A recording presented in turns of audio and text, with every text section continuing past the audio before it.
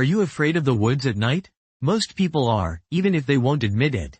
There's something ancient and unknowable about a forest after dark, the shifting shadows, the way every branch seems to reach for you, the way every sound feels like it's meant for your ears alone. Tonight, on Scary Moo, we went where even the bravest hikers dare not tread. We explored a cursed forest, infamous for the entities that are said to haunt its deepest heart. And what we encountered out there was more than just stories. We captured evidence, unseen entities that made us question everything we thought we knew about fear. This isn't just another campfire tale. For years, the locals have whispered about what lives in the heart of Black Hollow Wood. They say the forest is alive, but not in the way you'd hope. It's not a place for the living, and those who enter after nightfall don't always come back the same, if they come back at all. The legends go back centuries, long before the town that once stood nearby was abandoned, before the maps stopped marking the forest's boundaries. Some say it's cursed ground, a place where the veil between worlds is paper thin.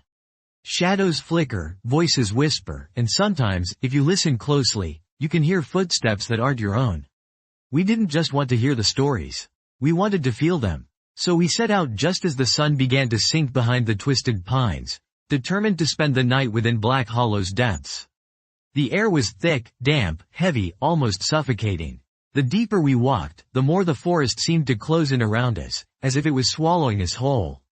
Our lights barely cut the gloom, illuminating only the gnarled roots and claw-like branches inches ahead. Everyone in our group felt it, the sense of being watched. Not by animals, not by people, but by something else. Something older and hungrier. We pressed on, hearts pounding, every crunch of leaves underfoot echoing like a warning. The first sign that something was wrong was the silence. Forests are never truly quiet. There's always the chirp of insects, the rustle of small animals, the sigh of the wind through the trees. But as we crossed a moss-covered stream, all those sounds vanished. It was as if the whole world was holding its breath, waiting for us to make a mistake.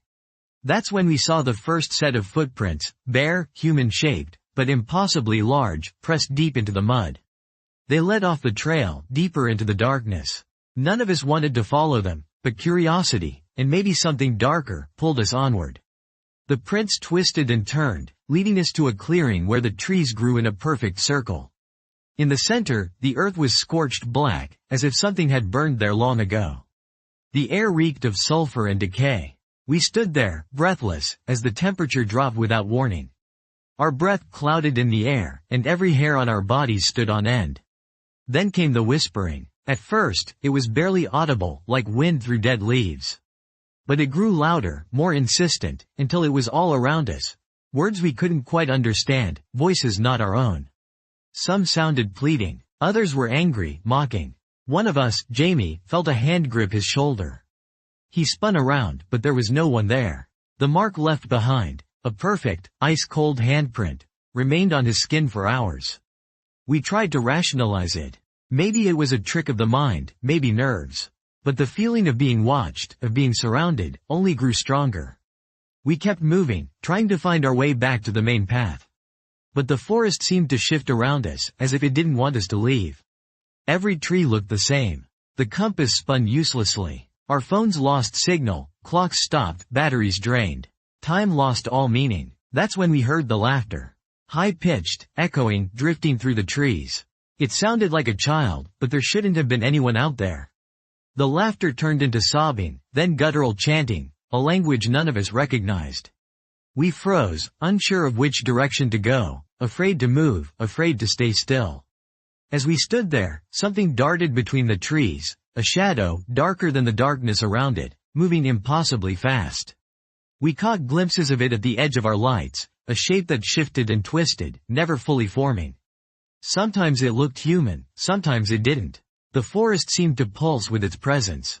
We tried to call out, to see if it would respond, but the only answer was our own voices echoing back at us, warped and distorted. The air grew colder still, and the trees began to creak and groan as if under some great weight. Then, out of nowhere, we were hit with a wave of nausea and dizziness. The world spun, and for a moment, reality seemed to tear. We saw things. Faces in the bark, eyes blinking from the knots in the wood, mouths stretched wide in silent screams. The ground beneath our feet felt like it was breathing, rising and falling, as if the forest itself was alive and hungry. We tried to run, but our legs felt heavy, as though we were moving through water. Every step was a struggle. The laughter and chanting grew louder, mingling with the sound of something massive crashing through the undergrowth behind us. We didn't dare look back. We stumbled out of the clearing and into another part of the forest, one we didn't recognize. The trees here were older, thicker, their branches twisted like arthritic fingers. Dangling from the branches were strange objects, bundles of sticks, old dolls, bones tied together with rotting string. Each one seemed to stare at us with lifeless eyes. Jamie, still shaken from the icy handprint, swore he saw something moving among the hanging dolls, a pale face, smiling with too many teeth. We all felt it then, the oppressive sense of being unwelcome, of trespassing where we shouldn't. The forest felt angry. As we pressed on, we heard soft footsteps behind us, always just out of sight. Sometimes we'd catch a glimpse of a figure in the distance, standing perfectly still between the trees, watching us with glowing eyes. The lights we carried flickered and dimmed, barely illuminating more than a few feet ahead. Suddenly, the ground beneath us gave way, and we tumbled into a shallow pit lined with rocks and broken branches. As we struggled to climb out, we found ourselves surrounded by what looked like ancient carvings, symbols cut deep into the stone, slick with something that looked disturbingly like fresh blood. The symbols twisted and changed when we looked away, never the same twice. The temperature dropped again, and we heard a deafening roar, like 1,000 voices screaming at once. The forest shook, branches whipping back and forth as if caught in a violent storm. But above us, the sky was clear, moonless and starless, a black void that pressed down on us with suffocating weight. We clawed our way out of the pit, desperate to escape. That's when we saw it, the entity that haunts Black Hollow. It stood at the edge of the trees, impossibly tall, its body a shifting mass of shadows and faces, arms outstretched as if to welcome us. Its eyes glowed with a sickly, unnatural light, and its mouth stretched open in a soundless scream. We couldn't move. Every instinct told us to run, but our bodies wouldn't obey. The entity drifted closer, its feet never touching the ground, its form flickering between human and something far, far worse. The air grew thick with the scent of rot and burning hair. Then, just as suddenly as it appeared, the entity vanished. The forest fell silent again, but the sense of dread lingered, heavy and unbearable. We finally found the path out, stumbling through the undergrowth, chased by unseen footsteps and whispers that promised we'd never truly leave. We emerged from Black Hollow just as dawn broke, the first rays of sunlight slicing through the mist. But we weren't the same. Each of us carried something back, scratches that wouldn't heal, bruises in the shape of hands, voices in our heads that whispered secrets we were never meant to hear. We spoke to locals afterward, desperate for answers. They told us the stories we'd heard were just the beginning. Black Hollow, they said, is a place where the dead don't rest, where the living are just visitors. Some believe the forest is a gateway, a place where entities from another world cross over. Others say it's a punishment, a place cursed by the blood spilled in forgotten rituals and ancient crimes. One old woman told us about the night folk, shapeless spirits that wander the woods, luring travelers off the path with laughter and weeping, only to drag them away into the darkness. She showed us old photographs of people who vanished in Black Hollow, their eyes scratched out, their faces warped by something unseen. Another man spoke of the Watcher, a towering figure said to appear when the moon is dark, its gaze enough to drive a person mad.